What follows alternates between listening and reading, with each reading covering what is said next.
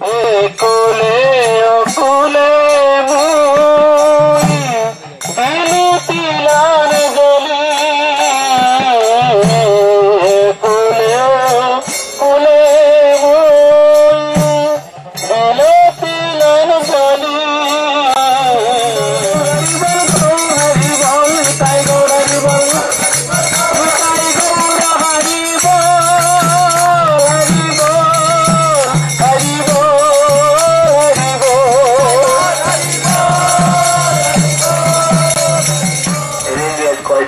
we don't shop without bargaining. So they would say, what's the price of these bananas? What's the price of these wheat plates? And then he would say, whatever price was quoted, you're charging too much. You're making too high a profit.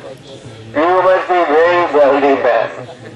And Kolabaja Srida would say, if you really want to see my wealth, come to my house. The foremost of all qualities for a Vaishnava is humility.